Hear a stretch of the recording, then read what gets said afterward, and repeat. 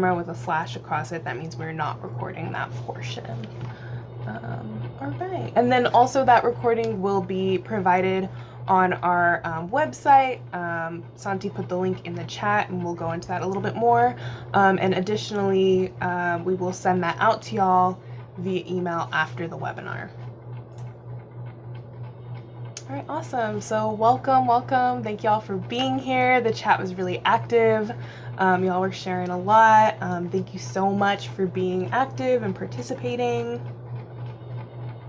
All right, Santi, do you want to cover this portion?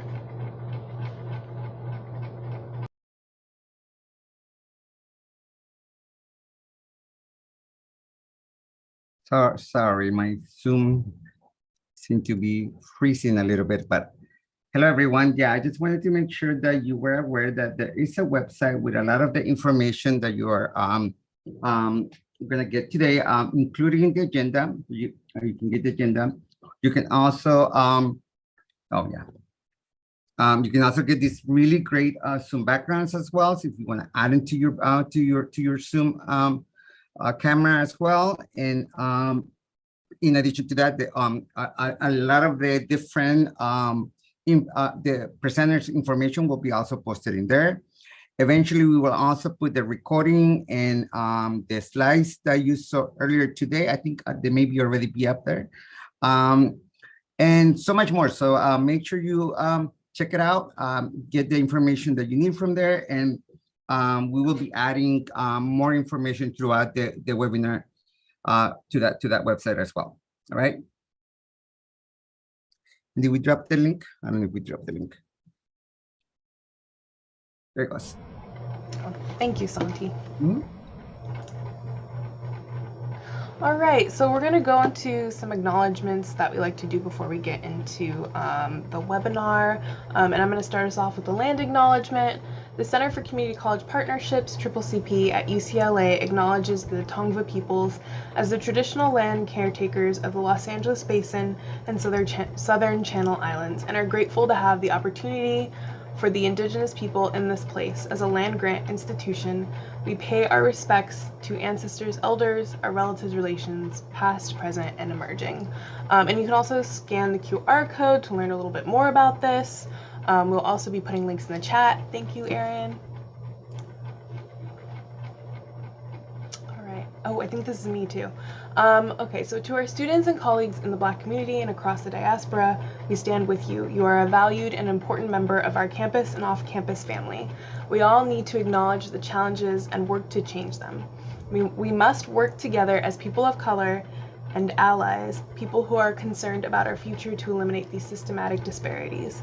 We take a stand today and always because Black lives matter. And then once again, you can scan that QR code. Erin also put the link in the chat. Good morning, everybody. I'll be reading the Stop AAPI Hate statement.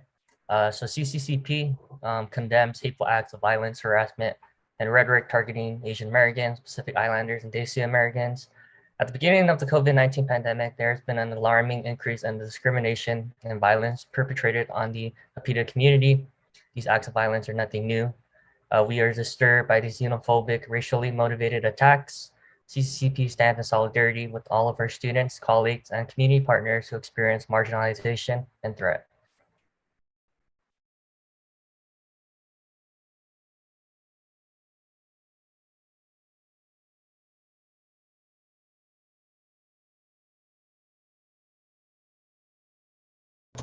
Brandon, I think this one's you. Gotcha.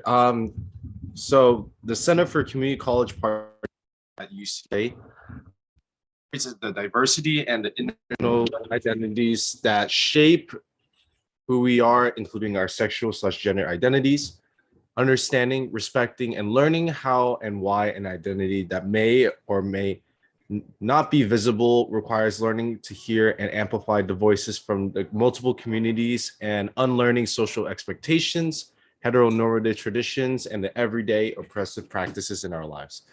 CCCP strives to create a safe, brave, and inclusive space for our queer, transgender, Black, Indigenous, people of color in which we can discuss, openly, honestly, and lovingly the systemic barriers in the transfer pipeline and progressive strategies to uplift each other.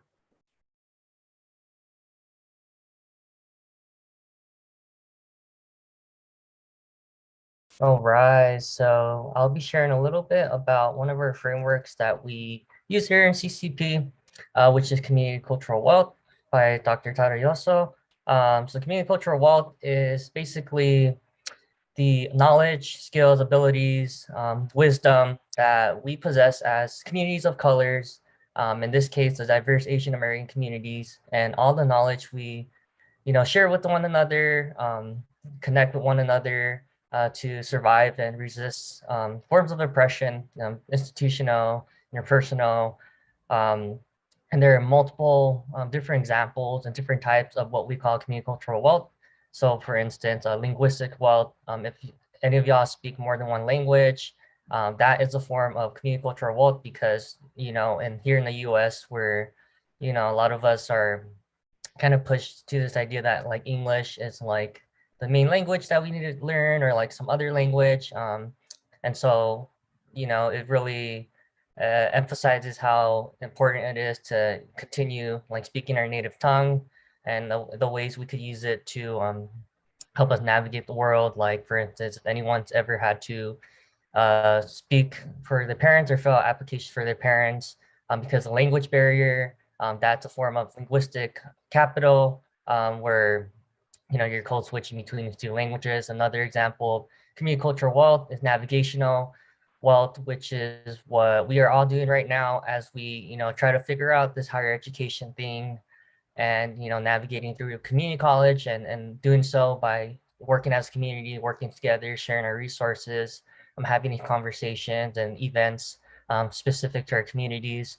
So that's a little bit about our community cultural wealth framework. And if you want to learn more about it, I've dropped the link in the chat as well.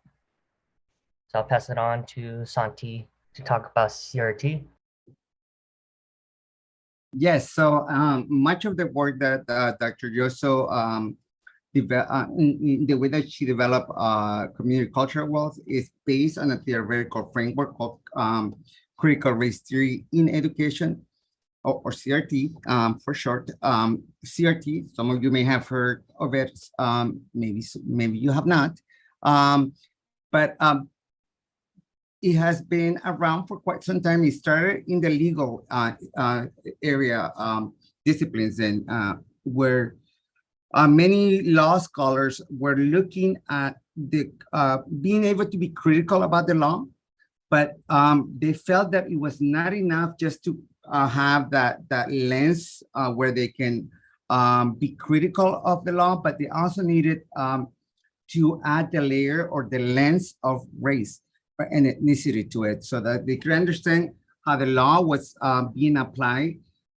differently, how the law was being implemented, how the laws were being created, and affecting different groups, particularly racial groups, differently. From that, we have now many scholars in the field have developed the CRT in education, which basically says that because of the inherent race and racism within the U.S., historically speaking and contemporaneously speaking as well, that racism permeates pretty much any institution that has been created, that has been part of, or within the U.S. context. So as education being one of those institutions, inherently it also has carried out the legacies of racism, where we see this is basically in the ways in which different groups, different racial groups are being supported or being, or where we look at the outcomes of the educational system, right? So theory basically is trying to explain why things happen, right? So this theory is trying to explain why are there differences between different racial groups in terms of education. Why just if a student goes through a K-12 system, they go through the same school, and yet they may have different outcomes, different ways in which they experience education. And again, One of the ways that it has been explained was that these groups lack something. They were, in the past, it was stated that certain groups were intellectually inferior. In the past, it was that physiologically inferior. They were explained as also lacking, most recently, as lacking the resources within the capital and the resources within the community to really try to motivate students to achieve at a higher level. So all of these are what we call deficit thinking, meaning that we are blaming those who are actually not being supported to excel for not excelling when there are so many systematic barriers that are placed throughout the pipeline, all the way up to the community college, where we see all these different ways in which different groups will navigate the educational system. And instead of focusing on that deficit, as Aaron mentioned, the model that we take is to look at the strengths that each of our communities have, and we by doing that, we are define that ideology, the dominant ideology. We are also ensuring that the voices of the different groups is being centered, and that is centralized and an important aspect of how we look at this phenomena. And then lastly, our goal is to then be able to create change. That this change can include that all of the ways in which we analyze these different groups, and in specific for the Asian American communities, that we look at not one monolithic community, but that we look at the very different ways in which different groups within that larger group experience education. And even within those even smaller groups, then we also have to talk about the intersectional ways in which the different identities that you bring to education, to the educational campuses, how do they also interact with each other to both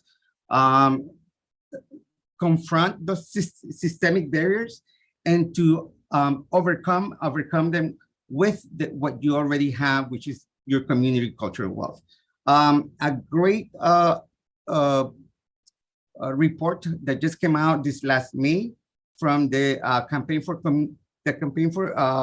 college opportunity talks about all these very ways in which we need to ensure that we're looking at the Asian American community in not a monolithic way, but in all the different ways in which it expresses its diversity. So I'm going to put the link on the chat and encourage you to read it. It talks about the educational system from K through 12, community college, UCCSU, private, and beyond.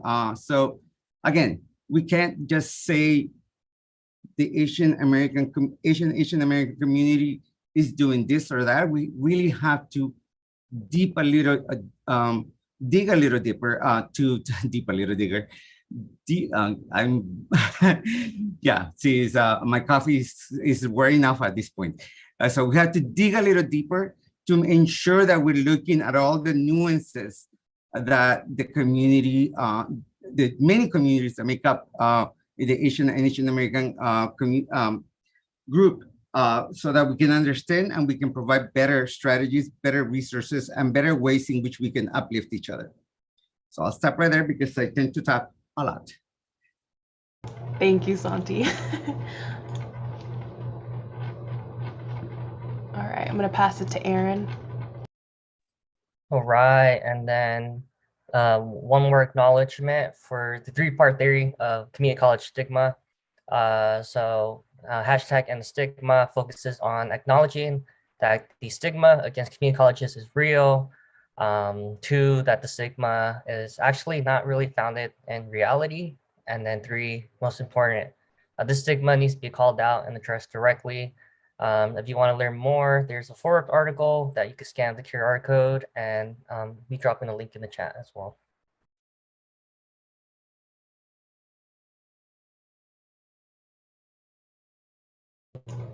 All right, we're gonna pass it back to That is Santi. that's my cue again.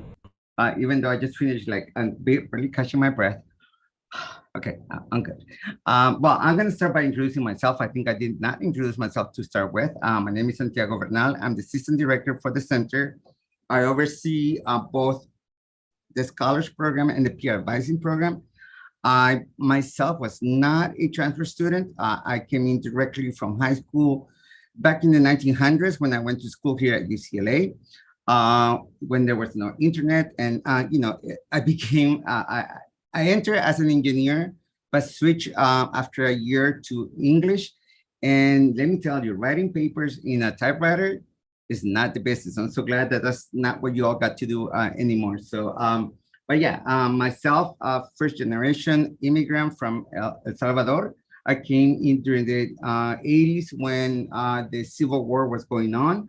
So I know for some of the communities here that might also, a war-torn country may be something that you may have experienced as well. But again, it's all these different things, experiences that make us, that really shape our view.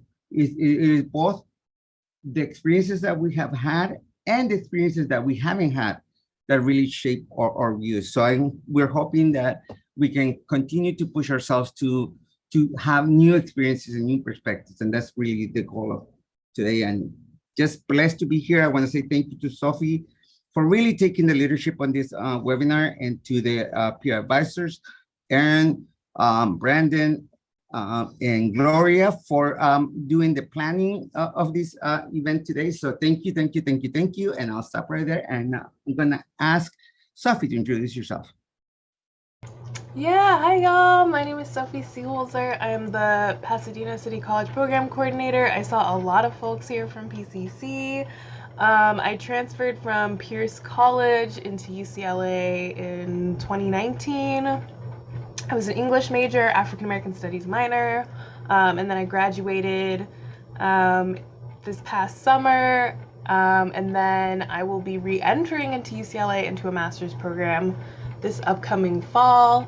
I was a triple CP scholar. I was a triple CP peer advisor before I became a program coordinator.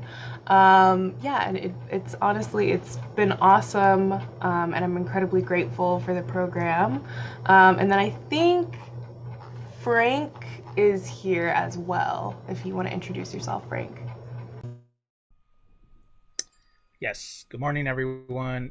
Welcome to your webinar. My name is Frank Astorena Jr. I am a program coordinator here at the Center for Community College Partnerships, or Triple CP or CCCP. Just call us whatever you want, just call us. A little bit about me. I'm a proud transfer student from the best community college in the Los Angeles Community College District, which is East Los Angeles College.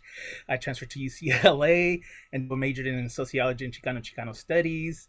After graduating from UCLA, I went to grad school and got into the other school and received my master's in social work. So welcome once again to the webinar. Learn, take all the information that's going to be shared with you today and ask a lot of questions. And welcome to the CCP family.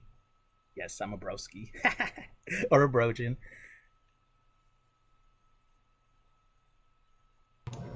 Thank you, Frank. I think that's it in terms of who is here for our full-time staff. So I think we can move on to our committee, and I'm going to hand this off to Gloria. Hi, everybody. So I have the honor of introducing this year's Diverse Asian American Planning Committee. I would like to ask all of us to do a brief introduction. Santi, you have to do another intro, but I can start us off. My name is Gloria. I transferred from Cerritos College and LBCC back in 2020, and I'm a double major in psychology and education, and I'm also a CCCP peer advisor. Been working for the last 2 years, and I was also a scholar back in 2019, so it's really great to have you all here. And I'll pass it on to Santi, or should I pass it on to Aaron? Yeah, let's pass it on to Aaron. I think I already, thank you.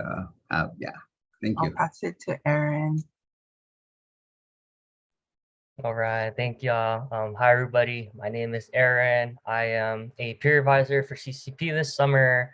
Involved with the planning committee. I was also a scholar myself at the Men of Color program, which is coming up in about a month. So make sure you check that out. And if we had the Diverse Asian American webinar back in my day, they make me sound old, then I definitely would have attended it as well. So glad everyone is here. At UCLA, I majored in communication and I transferred from Citrus College. And I'll pass it on to the next member who's here, which is Brandon. Hi, everyone. My name is Brandon. I also transferred from Pierce College, Los Angeles Pierce College, as a psychology major at UCLA. And I am also a peer advisor for Pierce College. And yeah, that's pretty much it. Yay, thank you, Brandon. Yeah, I mean, you know what you know about me. In addition to PCC, being the PCC program coordinator, I'm also the Black Site and I'm part of the Black Site and Communications team as well. And then I also just want to shout out to Kelvin. Kelvin has been amazing, helping us out, doing just like Brandon. We threw a bunch of like last minute stuff at them, and they were like, "Yeah, of course, like we can do it." And he, of course, transferred from PCC, just saying. And he is a nursing major, and he's super awesome. And he's going to be here a little bit later today. Yeah.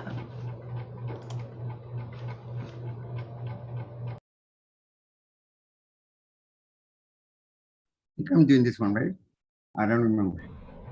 Yeah, I think so. Yeah. Okay.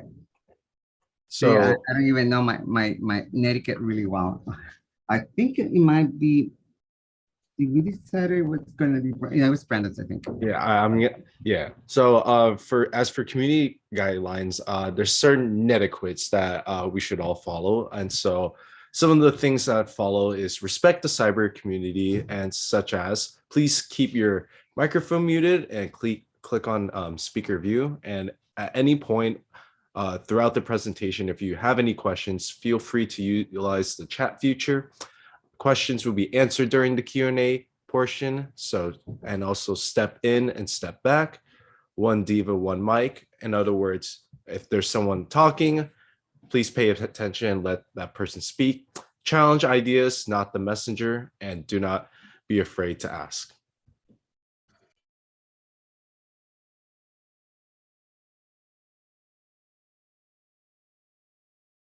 Yay, thank you, Brandon. Okay, so I'm going to go over today's agenda. So for the morning session, we are going over a welcome right now. And then around 10:15, we're going to go into our 2 keynotes. We decided, because it's Diverse Asian American, we were going to have multiple keynotes.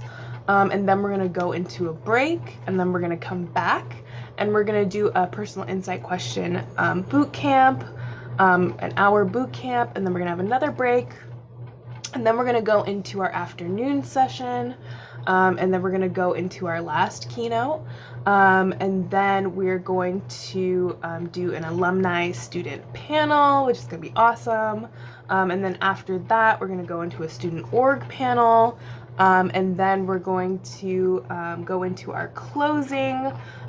We do have a raffle planned, but the raffle will be done after the webinar. We are going to look at the attendance record on Zoom and then input y'all's names in there, and then do a little wheel of names spin, and then pick a raffle winner. And then we will email you a form to fill out, so we can make sure that we have you documented as a raffle winner, and things will get sent to you. All right. So we are running ahead. We're early right now. So I don't think our first keynote is... That never happens. I know. That's wild. How did that happen? This is being documented right now? Okay. I Let it know. be known. Let it be known that we were ahead. Yeah, I mean, we have two keynotes. The second keynote is here. I don't know if they are down to start their keynote early. I don't want to put them on the spot, but we could do that and then go into back to our first keynote to to save on time. But I don't know. They're like, man, just putting me on like blast. Trying to make me use my communication degree already. Yeah, I know.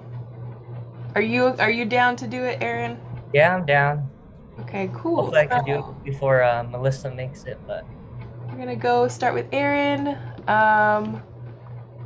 and he will be starting us off. I just realized we were gonna have Ariel introduce you, so I'm already like, but Aaron's awesome. He just graduated from UCLA. If you can guess his major, is communications. He one day wants us to tell him that he's an honorary English major. And he was a peer advisor, or he still is a peer advisor with CCCP. Really amazing. When I was a peer advisor, I was working alongside Aaron as well. So we worked on a lot of projects. He's awesome, like hardworking, does so much, goes above and beyond in this position. So without further ado, Aaron, take it away. all right. Thank you for that intro, Sophie. Really appreciate it. So hello, everybody. Give me a second. I'm going to share my screen.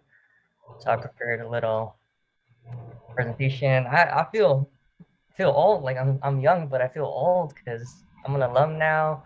Hello, everybody. My name is Aaron Satavi Tan.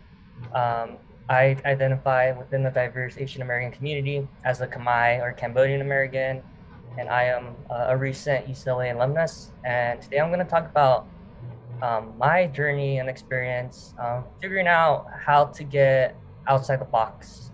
And if y'all don't know, our theme this year for our webinar is outside the box. And by outside the box, we mean, when you're filling out forms like the census, you fill out like that section for race. There's always that box that says Asian, and it doesn't really encompass all the nuance and sub-ethnic identities within the Asian American community. And so today I'm going to share like my journey on like how I kind of navigated that throughout my life. So today I'm going to talk about being inside the box, like being conformed to the box without knowing, and kind of like, fitting in with these different like notions. Then I'm going to talk about consciousness, and I'm referring to the idea of critical consciousness. I forgot by who, I don't remember the name right now, Furry or something like that. But yeah, this idea that like, we have this awareness of like that something's just off about like the world, about these institutions, these systems. Then I'm going to talk about beyond the box, like how I am navigating the world, or how I did after realizing these things and recognizing these things and naming these issues and structures. And then last, I'm going to just summarize the key takeaways I've gotten from these experiences. So first, inside the box. So I want to start off in my K-12 journey. Early on, as an Asian American, I remember like in kindergarten, I was like the only Asian American in my classrooms. And I grew up in Baldwin Park, which is a huge Latinx, Chicanx demographic. Yeah, like early on, as an Asian American, I remember being like the only one in the classroom. I remember like getting sent out like different from everybody, but not really aware of it. And then I remember slowly as I moved up, Ariel's here. As I moved up through K-12 education, I remember that I started to get grouped with, there are more Asian Americans as I gone to middle school, high school. And then I remember, people started to group me like with these other people that, I may or may not know. It's just assumed that like we're all friends and stuff. So it was an interesting experience to go from like being like the only, Asian American in a classroom to being like group with others. So yeah, it was definitely like off-putting. And I remember also when I got to high school, I remember one time I got singled out as a Cambodian, like kind of like in front of the class, like out of nowhere. And I didn't really know or fully understood my identity back then. So it was, very uncomfortable with that. Like I was very like, like caught off guard by my biology teacher when she did that, and then she started telling me like random things like, "Oh, Aaron, like you're Cambodian, like be careful with sugar, like y'all like diabetes runs in the family," and it was just like random, and it made me uncomfortable, and I just, in high school I just didn't know like how to navigate that.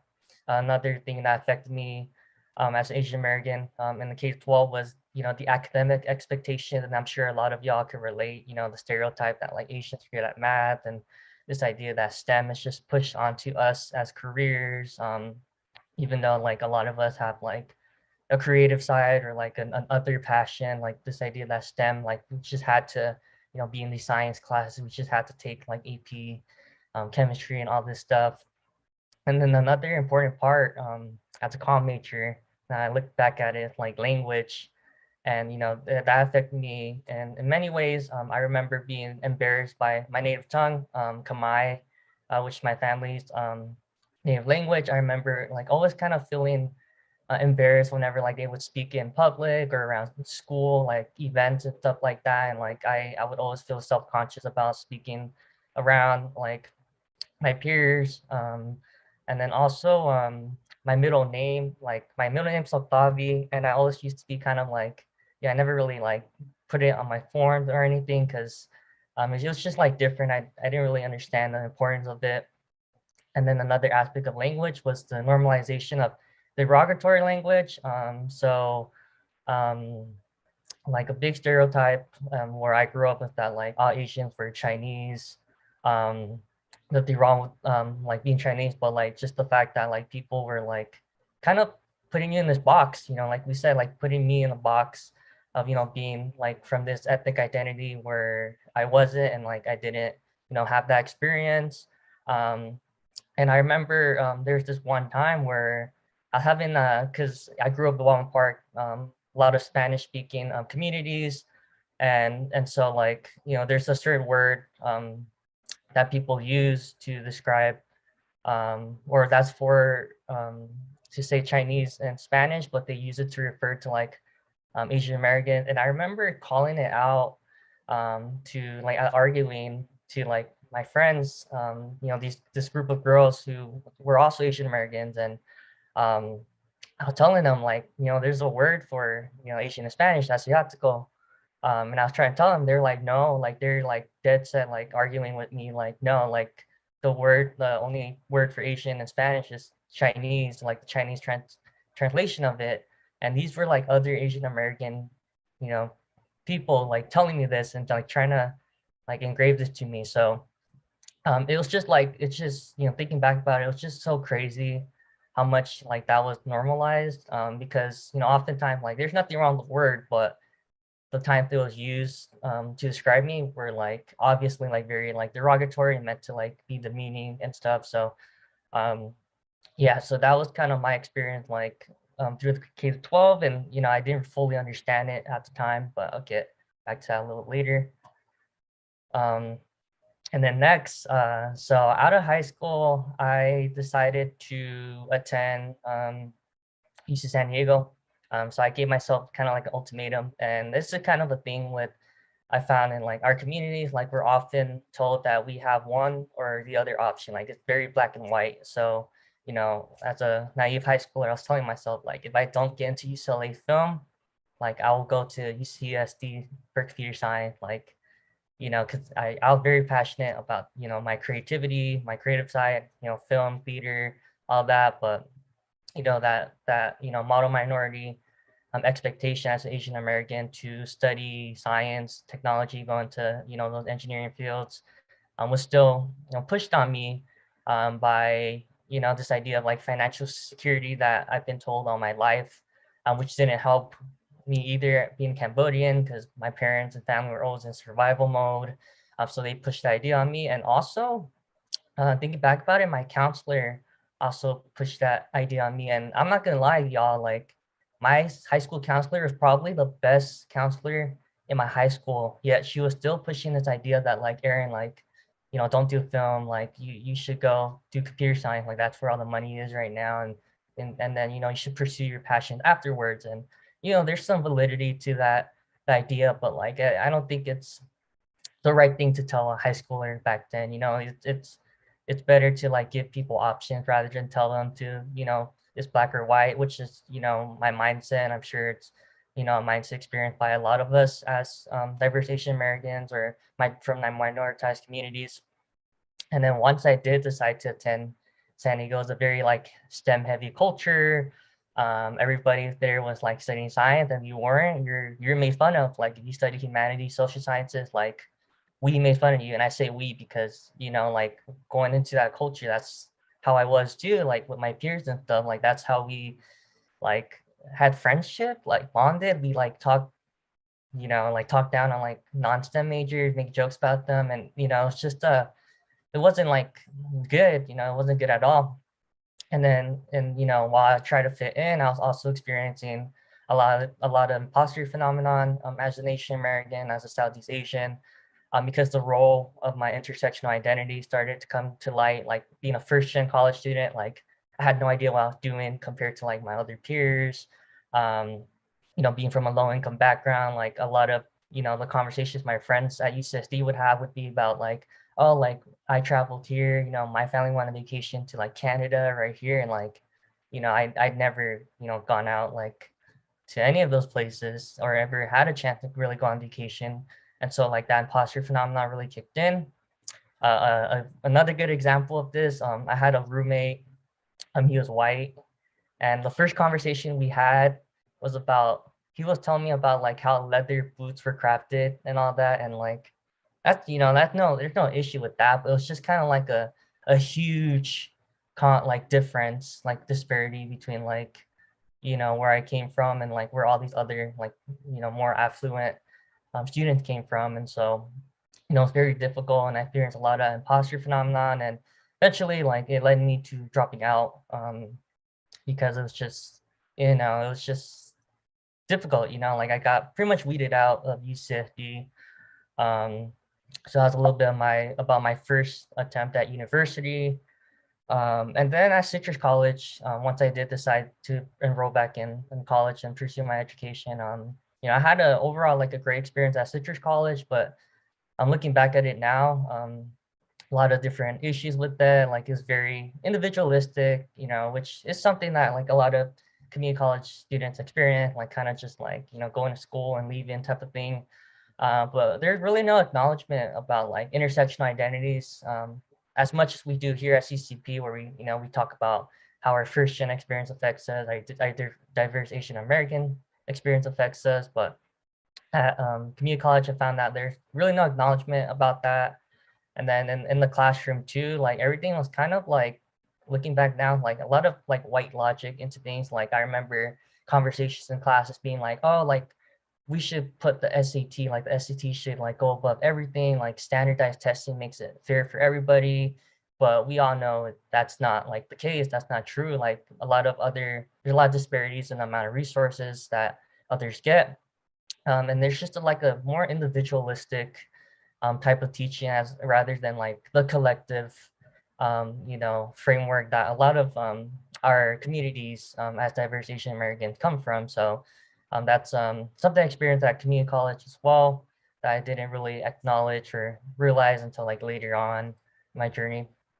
And then college apps, which is, an important topic for all y'all, coming up. But I remember as a freshman, like I thought I was all bad writing these PIQs and, telling unique stories and stuff. And I remember one of my PIQs was about like my character, because that's the idea that, individualistic culture says about us. It's like, oh, like it's all about your character, not your experiences. It's all about like, who you are, like in terms of like the standards of the institution. So I remember writing a whole PIQ about how like, I'm like hardworking and all this, like all these things that, really don't make you stand out without like concrete examples.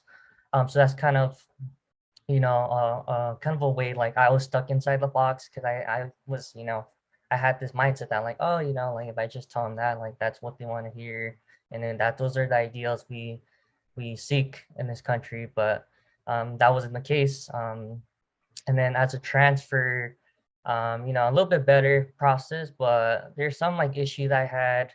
And one of them was when I was applying to UCI scholarship application, I noticed like right away that Asian Americans were not considered a minority on the scholarship application, which is pretty crazy because it doesn't like it, that issue of the box. It doesn't acknowledge all our nuanced identities. It doesn't acknowledge our sub-ethnic, all these sub-ethnic categories, Southeast Asian, South Asians, East Asians, and doesn't distinguish between that. But because of that, like I didn't even have a plot, like an opportunity to apply to certain scholarships because of my Asian American identity, um, which is pretty like crazy to see. um, but yeah, those are some of the experiences that summarize like my navigation through being inside the box. And so now I want to get to like the critical consciousness part, like the parts where, I started realizing like, or like, back then I didn't really know like what I was doing, but like I felt like something is wrong, and had to call it out or think about it a little bit more. So back to K-12, I kind of like transcended those expectations of like, going the STEM route that was imposed as an Asian American. And I was able to in some ways pursue my creative side and pursue my creative passions and kind of resist that like STEM culture. And one way I did this was my senior year. I had to choose classes, and I felt like, like for a lot of us, choosing our classes or choosing our major like is a big part of like our identity. And so I had to make the decision like, oh, do I take AP computer science and like, follow that STEM route, or do I stick to like my passion and do video production? And um, originally I had signed up for like computer science and like all these STEM classes, and then like a few weeks into like my senior year of high school, I was like, this doesn't feel right. And so like I had to like meet up with the principal, which is crazy. Like I had to meet with the principal of my school just to get my classes changed. But yeah, I had to do that, and I ultimately pursue video production. And this is a picture of me at our city's film festival. This is pretty like good experience, and I made a lot of friends and networked a lot, and I wouldn't have gotten that opportunity if I conformed to what like society wanted me to do and stuck with like STEM. So that was a cool way for me to like kind of resist that in its own way at the time. For language, anytime anybody used that derogatory term to define me, I would always call them out. Like I don't know, I couldn't just stay quiet. I don't know what was in me, but I just had to call people out. I had to be angry, like those girls that like were trying to say that like, oh, like this is the word for Asian in Spanish, like for sure. Like I had to like I was angry with them, like I didn't care if they're like making fun of me for like turning red, like trying to argue that to me. Like I let myself be angry, and I think that was in some way like a way of like me being like very critically aware of like the issue with that language. And then hidden curriculum, something I've like reflected on is like, these different institutional like navigational tricks and knowledge that's hidden in education. And one of them that I didn't know in high school when I was applying as a freshman or to be a freshman in college was that your major does matter when you apply.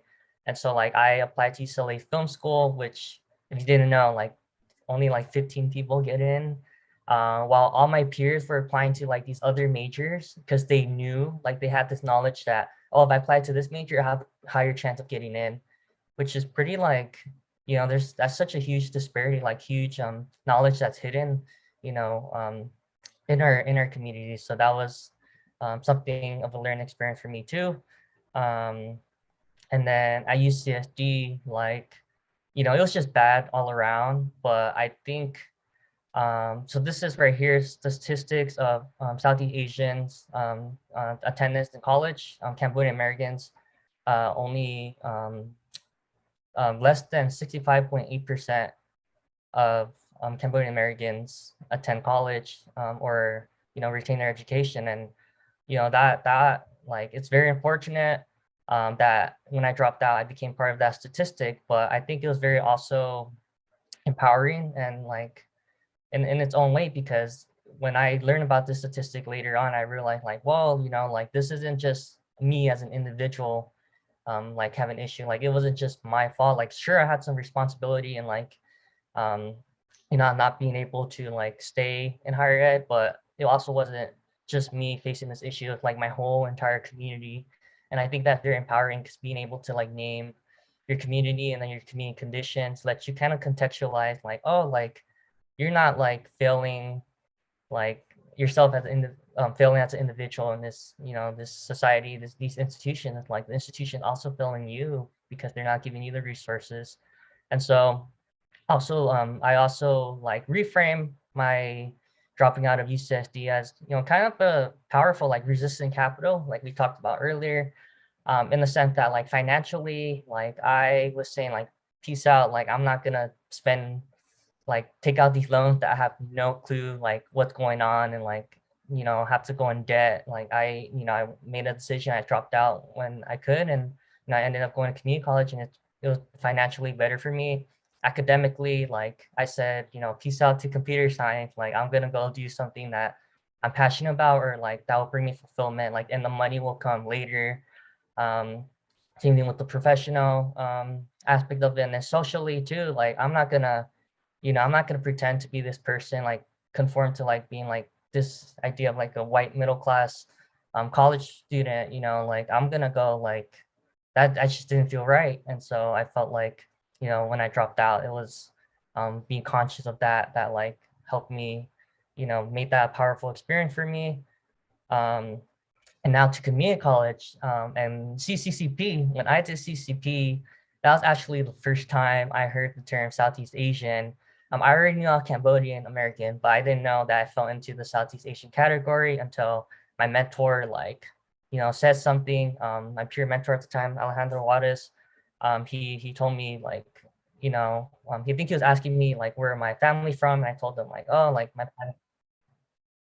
um, and yeah, so he said like something about like solidarity, like intersectional solidarity, like between Chicanic Latinx community and like the Southeast Asian community. And then from there, like that was like my key to like learning more about my community. I remember like looking up on Google and like being like, whoa, like this is like a thing, like this is all happening, this is all like all these statistics and stuff about my community. And so it really helped contextualize it. And I don't think I would have learned about the identity if I hadn't attended CCP. So that helped a lot. And since then, like it helped me like redefine my Khmer American identity. It helped me realize that like being a man of color in education is such a struggle. And we have like our own struggles that like with that identity. And it helped me like really understand like my first gen identity, because it was kind of crazy. I remember talking to my little sister not too long ago, and she had no idea that we were considered first gen college students, which means that this whole time she was not like using the resources that were available to her. Like she had no clue that those were accessible to her, and that's a huge issue too, like not understanding our identities and how they come to play. um and then like community college was so life changing. Like I remember, studying abroad, like on a scholarship, because, like once CCP taught me that, like more about my identity, like I started to learn how to tell my story in the right way, not being like, oh, like, I'm this hardworking person, in the US, blah, blah, blah. No, like I'm a Southeast Asian, I'm Cambodian American. I struggled with this. I dropped out of college because of this, like learning how to tell my story in its most authentic way is what led me to like these opportunities to like, like study abroad on a scholarship. And then, also getting my associate of arts was important because, like a lot of us, we go to community college and we're just trying to like transfer and then like forget about like that experience, and just like on our resumes we put UCLA or these universities. But I wanted to get my associates. And I put it here because I felt like it really honors my community college identity to like say like, oh, like I didn't just like use it as a tool to like get to my next step. Like it's part of that, but it's also like an experience that I'm very grateful for. Um, yeah, and then college apps again. So um, I decided, once I dropped out, like figured out myself in community college, I decided to pursue communication because I wanted to, understand like why, all these different things, like why my family communicates so differently in a household versus in public. I learned about this idea of high context versus low context communication, like why in the US we're very loud and we're meant to be loud in the classroom and raise our hand and like just be aggressive while we're taught in home that Asian American that like we got to respect the elders, we got to be quiet and silent sometimes, we got to um and so I wanted to understand that and like the intercultural communication between like the different generations in the house, like, trying to navigate that. And that's what led me to my study of communication, which, I have no regrets because, I'm very passionate about it. And, it means a lot to me and very, personal to me. And again, like sharing my story, learning from CCP about my identity, learning through these experiences, like reflecting back and seeing like, whoa, like this was going on. This was what's really going on, like that helped me get accepted to UCLA, and that not only helped me get accepted to UCLA, but helped me win a lot of scholarships to afford, like being at UCLA. So um, that's the importance of like telling your story. And then last, I want to talk a little bit about like how I've been beyond the box, and this is defined through my experience at UCLA. So y'all might know that UCLA is the #1 public university. Um, yeah, #1. Take that, Berkeley. Um, and I'm very grateful about my education, but at the same time, I'm also very critical about my education. And I think that's the way to do it. It's okay to be like grateful, but it's also, good to not sugarcoat it and to be like critical about education. And, I acknowledge that UCLA is like one of the more diverse campuses out there, but it's also not diverse in ways in terms of like, for example, the student body and faculty and like impacted majors like mine and in the communication department. There were like no people of color in my department, and so it's very hard to like relate. So like whenever I raise my hand in a classroom and talk, like the professor would kind of be like, oh, okay, cool, and then they like talk to another student they identify with, they're like, oh, and they have a whole conversation. So that's like the issue. I my critique of my education at UCLA. And then there's also this idea of like the diaspora versus like national. I put that because in a lot of student orgs, I've talked to a lot of my peers and they told me about how like, they join, like for example, they're in this organization for, let's say Indonesian students, and then they try to do a collab with like the international Indonesian student like org. And apparently like the international student, like they don't see that diaspora as like in the real Indonesians, they don't call them like, they don't acknowledge that they're actually that part of them. And so that's another issue that I'm critical about, but I'm also like, acknowledging. Um, and then there's also like a bunch of transfer and Southeast Asian resources at campus like UCLA, and that's really beautiful. But there's also, my critique is that a lot of them are student-led efforts, and it's by the students, our free labor and stuff. So a lot of us don't get compensated for it, but the school takes credit for it, and so like that issue, that's also like a prominent issue, and and this idea of like institutional support. UCLA was going to give transfers housing my second year as a transfer, and until we advocated for it during COVID, and a lot of threats, like they weren't very supportive of it, and those are my critiques and a lot of my peers' critiques on UCLA. But at the same time, we also have to like compare it, put it in the context of other universities, and acknowledge that at least UCLA doing better than a lot of other schools. So that's kind of the way like I've gone beyond the box. Like I've been able to like critique but also acknowledge the good. So be a critical thinker. But now I put a second slide for UCLA, but this is like the UCLA for me, because UCLA to me, it's not a place, it's the people. And so right here, I have a lot of pictures of like my different communities, And at UCLA, one day I want to point out that like once I got to UCLA, I learned how to tell my story again. Like even while I was at UCLA, I was still winning scholarships and stuff. And that's because I knew like my identity. I knew where the issues were coming from. I was very like aware, critical, and I was able to articulate it in a way that like, you know, shared my authentic story. And so that's what I encourage y'all to do is like kind of, you know, reflect and learn about like your identity and, you know, use CCP as a resource to do that, because once you learn how to tell your story really good, like these opportunities will come to you. At UCLA, I also had a lot of communities that helped me mediate imposter syndrome, imposter phenomenon, that Santi likes to call it.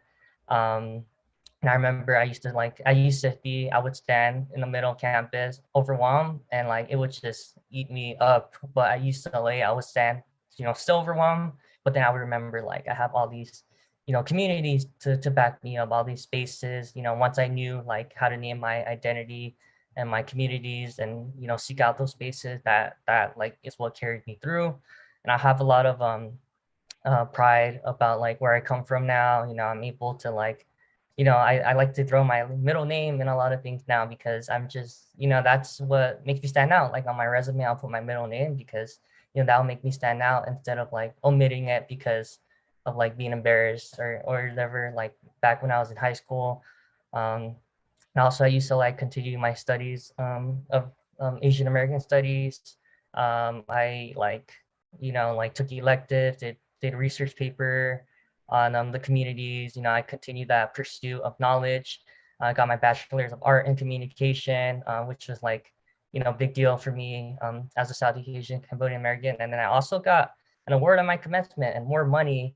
And they gave it to me because, you know, apparently I made like my department, which I told you was not diverse, like a better space just by being there. And ultimately I learned not just survival, and I made this word up, thrival. Like I learned to not just survive, but I also learned how to thrive.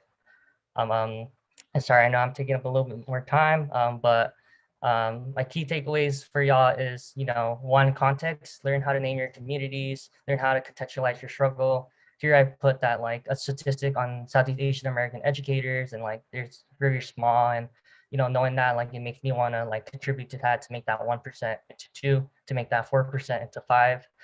Learn about your values and how to like balance them.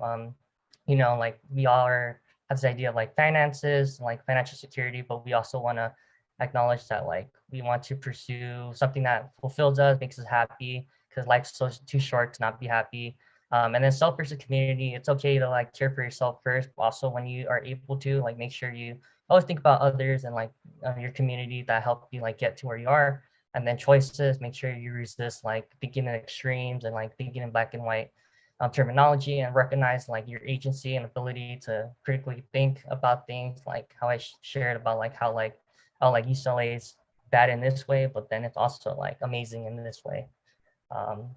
With that being said, I know it took a little while, but thank y'all for taking your time to like hear my story and my experiences, and I hope that help like give y'all insights. So when you do your PIQ scholarship application, like you have like an idea of like, you know, what they're looking for and stuff. So thank y'all. Thank you, Erin. Thank you so much. That was wonderful. People were in the chat relating. Oh my gosh. Thank you, Erin. That was an amazing presentation. And thank you for being vulnerable and transparent and just sharing space and creating space. And I think it's always really reassuring to hear someone who has a very similar narrative to your own. So thank you so much, Erin. You're a real one. So our other keynote speaker is here. If y'all want to give Erin a round of applause, I'm gonna do a virtual applause. Thank you, Erin. I'm gonna hand it off to Santi to introduce our second keynote speaker. Yes, I am so excited to introduce the Melissa, my sister. She is such an amazing individual. You know, we have talked about whether we knew each other back in the day because we went to school around the same time. You know, just not too long ago. We still young, right, Melissa? I definitely met her husband, Willis, because he was involved in a couple of things that I loved. One of them was the Just Reggae Festival that, such an amazing event that UCLA puts together. And definitely attended a number of those while I was an undergrad. And definitely after that, I have attended some of those. But I know, Melissa, that we also, I'm pretty certain that at some point we just crossed paths because, I mean, Melissa, besides being just an amazing person, just having this bright mind, has also bright feet. And what I mean by that is that she's a dancer. I just know that we were talking just recently over some ice cream that she invited me to Wanderlust Creamery, I think it was. Yes, and we had some really delicious Filipino ice cream. And she was just telling me the story about how she was a salsa dancer and like a competitive salsa dancer. I mean, like a hardcore salsa dancer. Wearing her, having her heels in her purse, and just making sure that she would like just bust out with them and bust out moves. So besides that, she's just being a guide to so many of our undergrads in her current role as advisor for student organizations. I know that many of the folks that I know that are activists and students at the same time really have, just have found a mentor in Melissa, a mentor in Melissa, just amazing individual. So I'll stop there because, I can go on and the only other thing that I will say is that I'm going to put the link to the fundraiser, Melissa, because I'm going to do that too as well for the scholarship. So I'm going to put that in the chat too for anyone who will want, and you can talk about that if you want to as well. Which one? Oh, okay. The Willis Yeah. Willis Memorial Fund. Oh, that's so sweet. Thank you very much. Thank you so much for that. And I'll talk, I'll definitely talk a little bit about that later. Well, thank you so much for that wonderful introduction. My name is Melissa Veluz Abraham, and I am an advisor at the Student Organization Leadership and Engagement Office. I was also an alumnus, so I'm alumni. I went to UCLA back in the day during Santi's time, and we did have a lot of good time. And he talks about salsa dancing. It was during those times, as a student, you said that I learned how to salsa. That I found that love of dancing in general, and dance has been a real big part of my life. But thank you so much for inviting me here, for allowing me to speak and share my story, to talk about, what are some of the challenges that I face. And it's, I love listening to Aaron because, I went to school decades ago, right? But, a lot of the things that he was saying resonated with me because, it was the same stuff. It's the same stuff. And it's sad, that's the same, but I love, seeing the empowerment in him and all the other students to be able to get, beyond these obstacles and these societal restrictions that are placed upon us, right? So thank you, Aaron, for sharing your story. And because anytime we affirm each other, it's healing and it's empowering. And even hearing your story, affirms mine. And I hope that my story can also do the same for others.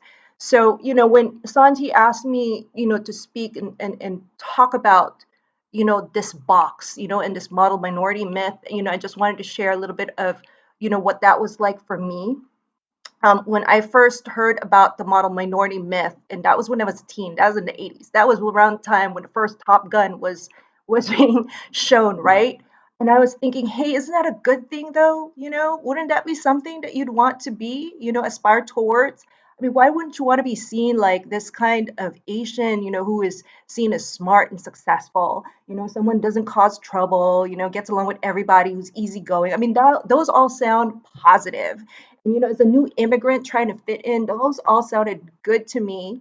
And, wanted to fit in really badly and thinking that, okay, this would be it. This is something that would work for me. Coming from the Philippines, and having certain cultural norms that align with it even, because um, what I was being taught at home was that, you work hard, you get good grades, don't cause any trouble. So I thought, hey, I'm practically there. But the reality was, when I went to Van Nuys High School, their math science magnet program. Any wolves in the house? I'm sure there's some there who might have gone to Van Nuys High School. It was so hard.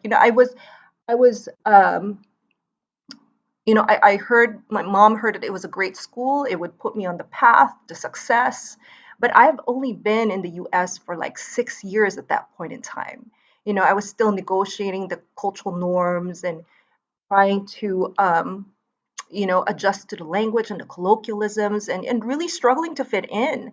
And with all these challenges and without the additional support from the school or tutoring that my parents couldn't afford, the advanced classes were really hard for me. It's really difficult. And I was surrounded by a lot of very smart kids who got 1600s in their SATs and fives in their AP tests. I tried to take these classes, and there's some of the AP tests I passed, but I was the first one in the calculus class. I was the first one in um, my calculus teacher's teaching career to have failed the calculus AP test, right? And it was like, and that made me feel so bad. I passed the class, which is good, but not the test. And we know about these standardized tests, right? And what we're finding out about them, that they are culturally biased. I wasn't very good at taking any of these tests, the SATs, the achievement tests and all this stuff, and I thought that I just wasn't good enough, at that point in time. But the fact of the matter, what we're finding out now is that, a lot of these tests are culturally biased, and especially for me as just as a new immigrant, still trying to figure out, how everything worked, the knowledge base and the content of these tests were culturally biased towards a majority group. And I wasn't part of that. At any rate, I kept at it, kept my head in the books, didn't give up, because that's kind of the immigrant thing, right? You don't give up, you keep trying until you achieve that success and you work hard. And, through some miracle, I managed to earn the good grades to get into UCLA. So, I became a Bruin. And reflecting on that, it's like, I just felt so lucky, but at the same time, I was like wondering, is this true? Do I really belong there? So it was I had those thoughts of not belonging even before I got there. So my mom in her youth wanted to become a nurse, and that course is in the Philippines. You pay, different courses have different tuitions. So to become a nurse was too expensive. And so she followed the path that a lot of our family members have chosen, which is to become teachers. So she became a teacher and she was really good at it. But, when I graduated from high school and was going was about to go to college, she pushed me towards the sciences and the health field. And I know that she did that because that's what a lot of our relatives were doing and a lot of people in my community were doing. And, we saw that it provided security and stability, and that, and I think probably it's because, that was a path that she wanted to take, but wasn't able to. So this was an opportunity for me, to take on that path. At the time when I was choosing my major, I liked biology and I thought, okay, since mom really wanted me to pursue the health sciences, then why not, right? So, biology wasn't a bad class for me.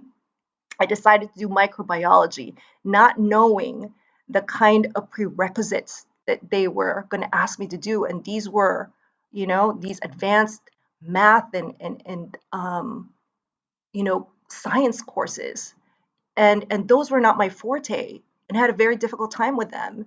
Some of them I had to take over, and I felt so ashamed of these failures and didn't really know how to talk about it to anybody or who to talk to even give me guidance to what to do next. So the upper division classes were the worst. And, you go through all these hard classes, and 2 years later, you're finally taking your upper division to even figure out what this microbiology was. I didn't really have a full idea of what microbiology was. I just knew that in high school, I loved going look in the microscope and studying bacteria and all these microbes and stuff like that. And so I thought, hey, why not, right? So I chose this major, and um, and it was so competitive. It was so competitive in there, and I don't think I had a chance, and it was just a very difficult time for me, and I wasn't happy, and I by the time I finished the bacteriology class, I was subject to dismissal, which meant that I was going to get kicked out if I didn't get my grades up. And so what I decided to do was change my class to my major to general biology, which I enjoyed, and it was not as it was more it engaged me a little bit more, and it was a good class to have. But I was also taking a whole lot of other classes, and what really I should have done is switch over to all these classes that I took to get away from the sadness that I was feeling from taking all these other science classes, right? So I was taking a lot of Latin American history, a lot of ethnic studies classes, and art history, and I was taking them as electives. Actually, I was taking so many of them that by the time I graduated, I could have minored in any of these fields, and back in the day, we didn't have minors. Yeah, I'm that old. We didn't have minors.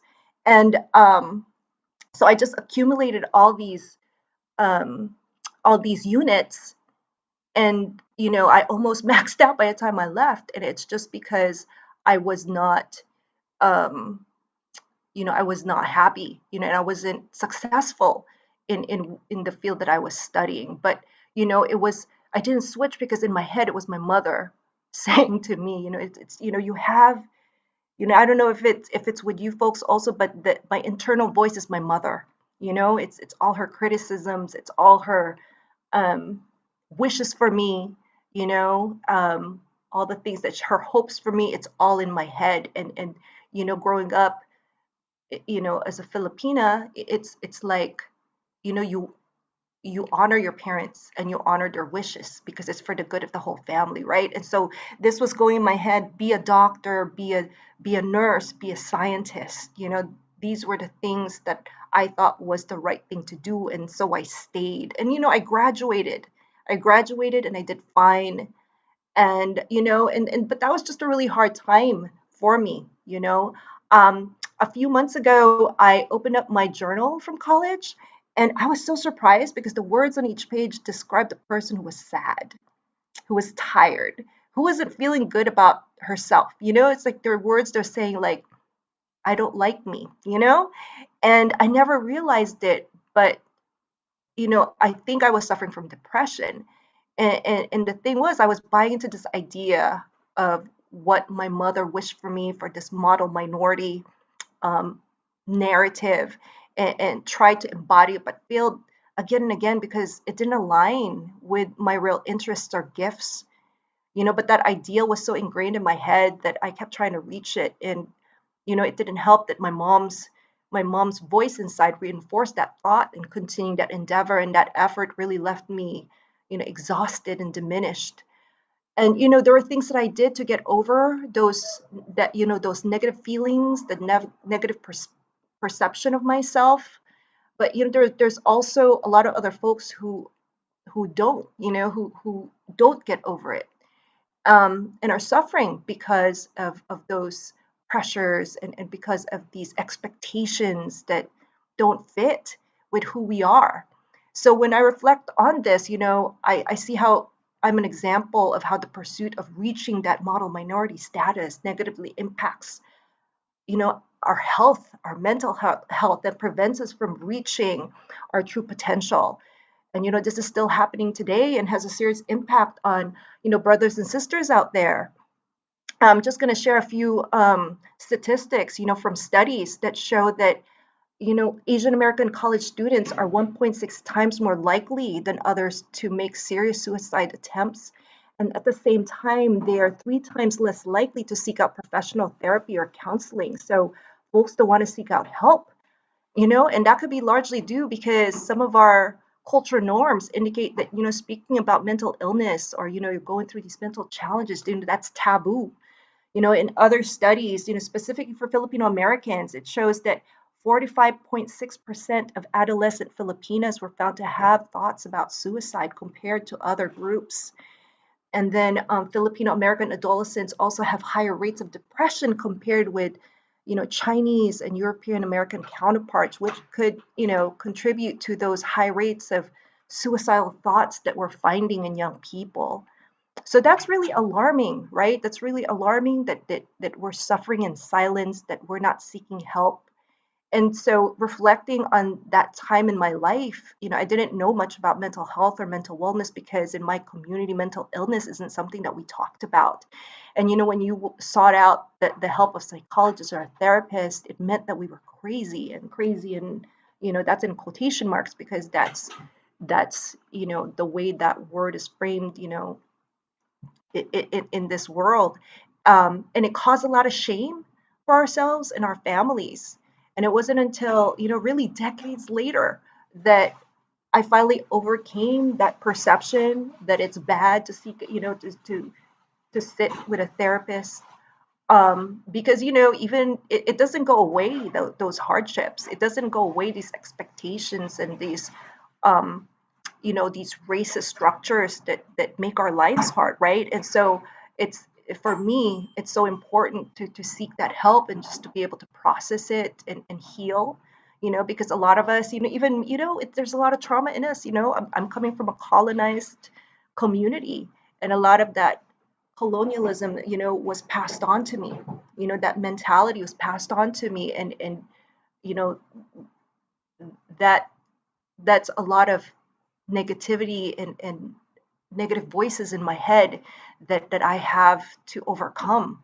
And so seeking out, a professional to help me cope, as well as, engaging in self-care, and these are things that I work with a lot of student leaders that, I also encourage folks to seek out because, it's an important part for us to be able to move forward and continue doing our important work, continue to study, continuing to take care of ourselves and our families. So when I think back about, my time in college and what I did get over some of that, some of those feelings and negative thinking was, even though I stayed in a major that I wasn't happy in, I was also exposing myself to things that opened me up to my true interests and passions. And, in a sense, it revealed my true self. So things like taking the classes that I mentioned before, I really love because they taught me a lot about social justice and, learning about my own history and the histories and perspectives of other communities. So, that was very empowering because I never heard about any of that, any of that in high school or anywhere else. It's generally, felt like I had to align with, the mainstream culture because, I felt so invisible. There were no images or no stories about me and my people and what we've contributed to this country. So there's a sense of irrelevance, there's a sense of invisibility, right? And so when you take these classes, you get a sense of, there's a sense of pride and a sense of, you know, discovery of who you are and what you're capable of doing because those before you did that, did important things and offered important contribution and changed the world in a certain way. So, so these classes, even though they were part of a major, inform my decisions moving forward regarding, careers that I might consider. So, and I was also super involved in campus life, like what Santi was saying, um, he was talking about my husband who was a student also back then, being part of Cultural Affairs Commission, which is a student government office, and they planned a lot of different cultural events that brought people together, you know. So it's like, you know, I was part of that office. You know, I was the director of World Fest, which was which was one of the largest multicultural programs back in the day. You know, the hope was, you know, through art and cultural performances and dialogue, that people would be exposed to each other and get to know each other, because that was a really, in terms of race relations, that was a really hard time. You know, there was a lot of tension between different communities. Um, you know, I was also, I was also an advisor, you know, an orientation advisor for international students. And as a recent immigrant, you know, I'm practically an international student myself, because, you know, I haven't been here that long. And so I can fully relate to these new students who come here from all over the world, you know, adjusting to a new country, and they have to adjust to, you know, new campus and culture. So, you know, that was a very meaningful experience for me. And like Santi was saying, you know, I'm a dancer. Yeah, so I did dance a lot. And I was saying before, it was at UCLA that I learned how to salsa dance. And, you know, I became friends with folks from the Latin American Student Association. And they created this group called Unicombo, which was the first ever non-Greek. So you're not Greek, meaning not part of, you know, any of the sororities or fraternities, to participate in this this event called Spring Sing, which is a large competition, you know, where different student groups present, you know, different acts and productions, right? And so, you know, I was invited to participate in this, and my friend Julio, who was leading it, taught me how to do salsa, how to dance salsa, and I've been dancing salsa since then. So anyway, so we joined Spring Sing, and that first year we won Best Production. You know, so the first time ever a non-Greek group won that prize, and the following year we did it again, and we won Best Choreography and Best Costume. So those were definitely highlights in my life. And then I also was part, and this is really important because it changed my life. I performed in Samahang Filipinos Filipino Cultural Night, and you know, that changed my life because, you know, it started my it or it. I don't think that's where my decolonization was starting, you know, because, you know, I was already taking all these classes, but it really opened it up, I think, because what I really enjoyed learning about my heritage and my culture, you know, through dance and music, and just seeing the diversity of it, seeing the beautiful costumes, and learning so much about the, you know, these different groups from the Philippines. You know, it's a wonderful way to counteract all these negative thoughts that you have of you not being enough, because, you know, of you not fitting in or not belonging, because you come from this place that's so beautiful and vibrant, and has so many offerings, so many treasures. And so after I danced with PCN, you know, after college, I decided to join a group, and I became part of Kayamanan ng Lahi, Philippine Folk Arts. And Kayamanan ng Lahi means dance, treasures of our people. And I've been learning and teaching and presenting my culture through dance and culture for almost 30 years now. And you know, my kids are dancing with them, and we travel the world, you know, presenting that, you know, Philippine folk dance, and you know, hopefully we're honoring and uplifting the groups and tribes where these dances come from. So throughout my all of these things, you know, created community for me, and provided a support system. I made a lot of friends who helped me through my struggles and challenges. And even today, you know, they continue to do that. And that's the wonderful thing about, you know, college years. It's like make lifelong friends. So I treasure these moments a lot. I think I learned a whole lot more through these activities about myself than I did in my classes. And like what I said before, and what Santi was saying, you know, my husband, who was cultural affairs, um, commissioner, under which World Fest, the Cultural Affairs Commission is where World Fest was housed. We have met and, fell in love and got married and had 2 kids. So, so this, I can't emphasize enough the importance of being engaged and creating communities of care for yourself when you're in college, because it will really help you through, and really contribute to your success as a student. And, and you develop such wonderful relationships that allow you to learn more about yourself, and also, just add layers of richness to your experience. And again, these are friends that you'll have, for a very long time. So moving on, after college, I didn't want to become a nurse or doctor or scientist, but I didn't fully step out of that because I became a science educator. So at the Natural History Museum of LA, I worked in one of the programs there where I outreach to schools and ran programs that expose students to different fields of study in biology.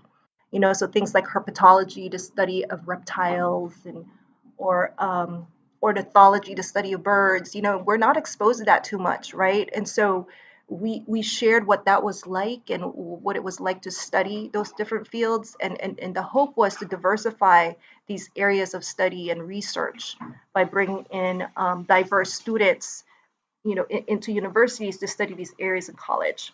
But, soon after, though, I did leave the sciences altogether to work at various nonprofits that involved working with youth. The one that was most impactful for me was working at Historic Filipino Town at Search to Involve Filipino Americans, a community nonprofit that served Filipino youth and families. So SIPA, which means to kick, a SIPA is like one of the, it's usually like a little ball that we're supposed to get. A lot of we have that in a lot of Southeast Asian communities. It's a ball that you kick up, so that became that's what we were called, the nonprofit. And it was founded in the early 70s because there was an increase in gang activity among Filipino youth. This was attributed to the lack of social services and support for new low-income immigrants who came to the US and tried to settle down in various pockets of Los Angeles. SIPA hoped to fill those gaps of service by providing counseling and other youth and family programs to the community. In the early years of the nonprofit, the organization hit some dire times because it couldn't secure enough funding to cover its operations and programs. And this is really a result of not having, not the funding not being available, in foundations, through government grants or any of these places that normally would fund Asian American communities and services. So this is another negative impact of the model minority myth, right? Because what the myth implies is that, we're all successful and don't have any problems. And when we're all lumped into one group, it takes away from the fact that different Asian communities have different needs and community conditions. So during that difficult time, fortunately, it's through other community leaders and organizations, that we were kept afloat. There was an organization called Caresen, which is also in LA. It was a Central American immigrant nonprofit group, and then the Asian American Drug Abuse Program, or ADAPT. And what they did is they housed the small staff and provided funds, just enough to keep the programs going and serving the community. So this shows, the kind of close relationships that are needed, and what happens in the community with various nonprofits, how they support one another and work together to collectively improve conditions in the community. So just to finish up, these are lessons that I bring back now. What I do now is I'm an advisor at the student organization leadership and engagement office, and I get to work with so many diverse students.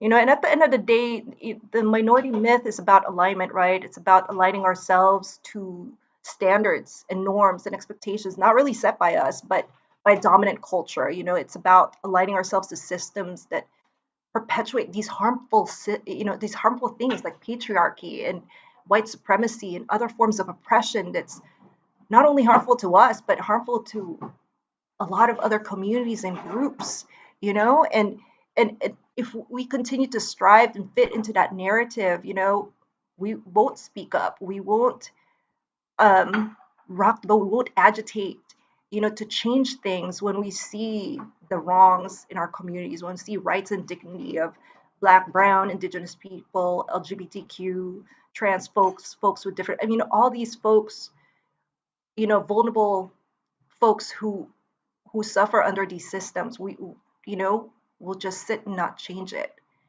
And you know, at the end of the day, the model minority myth is created to pit communities against each other, right? You know, it's like, look, this minority can be successful. Why can't you? It says to other minority groups who are suffering under the weight of these racist systems. So, you know, when I work with students today who struggle through the same issues I dealt with as a student, you know, I hope just because of my own experience, my own evolution, my own growth and healing, that I can help them through that, you know, and I want to help students through it because y'all the most powerful people here on campus. If it wasn't for students, we wouldn't have so many things that make UCLA great. It's the students that make it great. We wouldn't have an Asian American Studies Center. We wouldn't have an African American Studies Center. We wouldn't have a Chicano Studies Center. You know, that Chicano Studies Center, and Santi knows about this because this was during our time, you know, wouldn't have come about if it wasn't for students engaging in a hunger strike that forced the university to establish one. You know, so I still can't believe that because we're here in LA, and considering the populations that live here, you know, it's like, why are you going to hold back on getting a Chicano Study Center?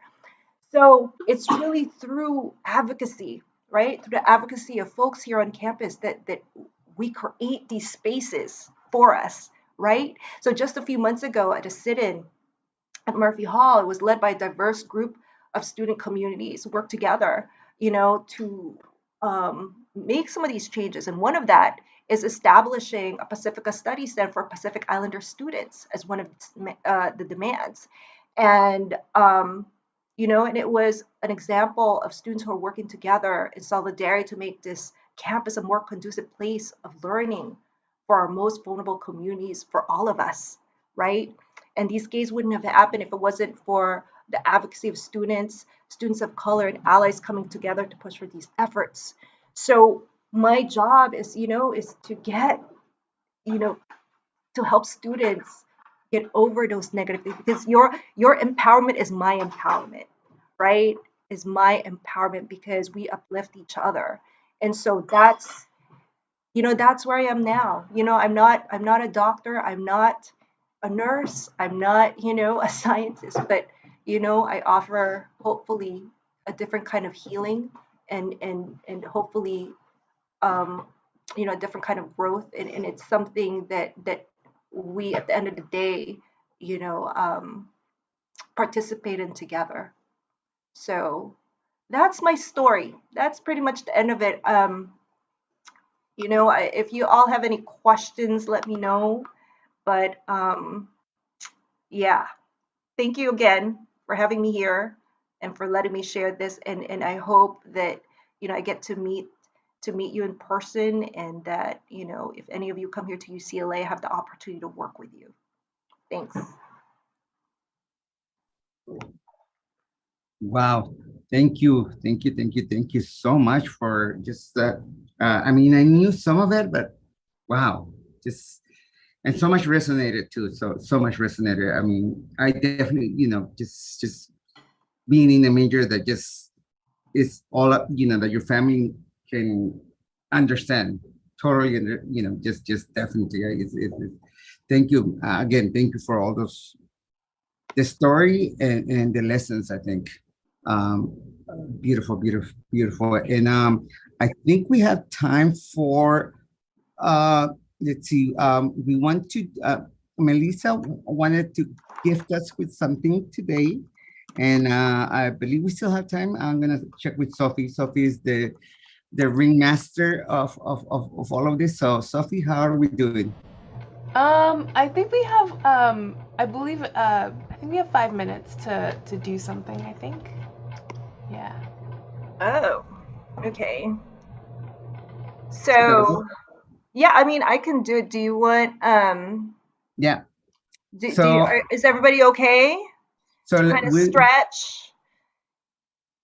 Yes. So I haven't told them what it is, so you can go ahead and just tell them a little bit of what it is, and then hopefully everyone can participate. Get your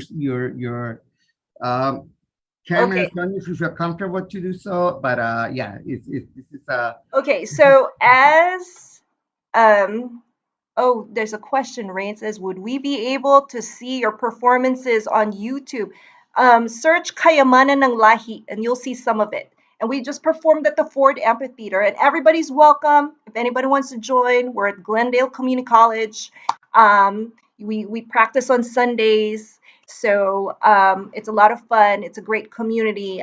My kids grew up in it, and it's here. I'll put it in the chat right here. Kayamanan ng Lahi. So do it, yeah. So do a search on that and you'll find us. We have a website and you'll see where, our next shows are and some videos too. But, as an offering, I love CCCP so much and I love, working with them. I love the students. I love the staff. I wanted to share with you a Philippine folk dance and teach some of the folks how to do like a very simple move. This dance is called Lapay Bantige. You know that dance, Asante? My son is here. It's called Lapay Bantige, and it's about seagulls. And it's danced at an area near the sea. And what we do as Filipinos is we take things in our environment and we create dances out of it. So I'm trying to find music. So give me a second. So I'm going to get the music here so that I can play it for you later after I teach you a couple of steps that just allow you to move around. Let's see, music. Music. All right, got it. Okay, so again, birds are important in Filipino culture. So for indigenous Filipino culture, birds are omens, birds are spirits. They can bring you good luck. They might bring you bad luck, but seagulls, I think, we're cool. So we're gonna get up. I think I'm gonna go move. Johnny, could you please open that over there? So I'm engaging my kids here too. Can everybody get up and stretch a little bit first? I'm going to teach you 3 steps, and then I'm going to show you some music. Then, can you see? Okay. All right. So Lapay Bantige is we're standing up. It says I'll go over the arms first. The first step, you could be a seagull. Think seagull. So you have to emanate the spirit of a seagull, right? You can just push back. 1, 2, 3, 4, 5, 6, 7, 8, right? And your legs go step, close, step, step, close, step, step, close, step, step, close, step. Move this chair. Okay, so again, it's 1, 2, 3, 4, 5, 6, 7, 8, and legs, step, close, step, step, close, step, step together, step, step together, step. Together, it looks like this. So you look like you're flying. Your arms look like they're flying. 5, 6, 7, 8. Do it again. 1, 2, 3, and 4, 5, 6, 7, 8. Look like happy seagulls, because CCCP makes you happy. Okay, and then the next step. So that's the flying step, right? You're pushing your arms back and forth. Second step, body roll. So you know how birds kind of go sideways, go like this, right? Go like this. So, you're going to be pretending you're that bird doing a body roll. So take your arm, and you're gonna circle it in like this, right? You're circling it in like this. And as you're circling it in, you're gonna do the body roll. And you're gonna push with your foot. So you're pushing like this as you're doing a body roll. Santi, I know you can do body rolls. Want to see you do body rolls, Santi? Okay, okay, nice, nice. Okay, all right, and then so take your arm and do a body roll. 2, 3, and 4, 5, 6, 7, 8. Take the other hand and do it the other way. 1, 2, 3, and 4, 5, 6, 7, 8. Got it? Last one. Last one is flying. This is flying. So take your arms this way. 1, 2. Wait, I'm doing the short version. My son is correcting me. So it's 1, 2, 3, and 4. Raise up. 5, 6, 7, 8. Do it again. Flag.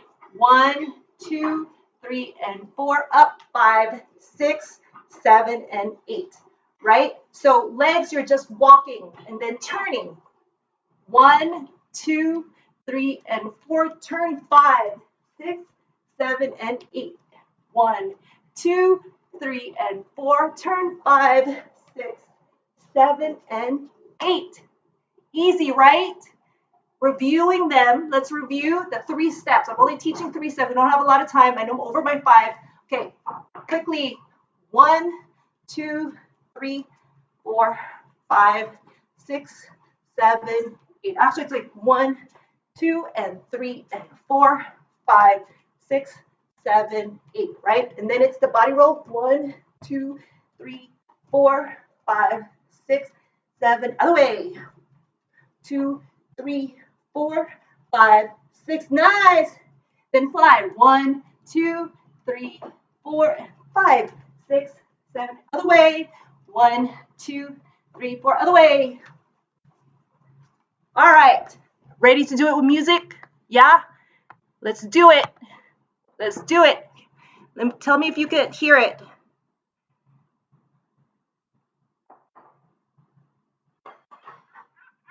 Can you hear it? Can you hear it? Yes. Here we go.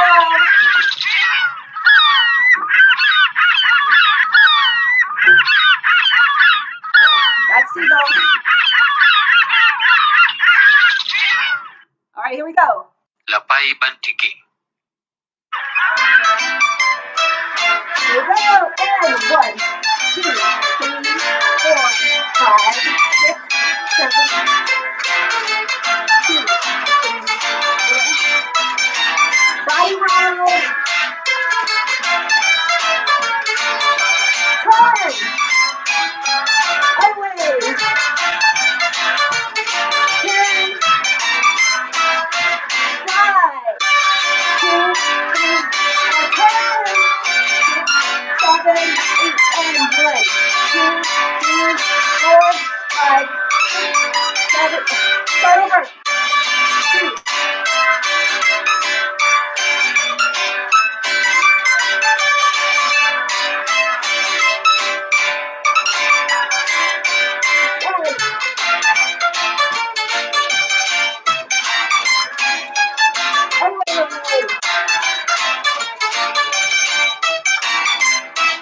Okay, last time. 2, 3, 4, and 10. 1, 2. Great job! Okay! Yay! Let me turn this off. Yay! Thank you for participating. That was so fun. For getting me moving this morning. See, Thank I you. told you she's brains and bright on her brains and bright on her feet. So definitely, thank you for bringing us both all the insight, depth, and joy that you always bring to us. Thank you.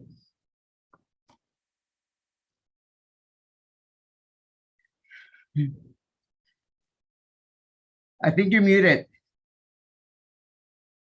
Thank you for having me. Thank you for dancing with me. Let me know when I can see y'all again. And if you're at UCLA, look me up.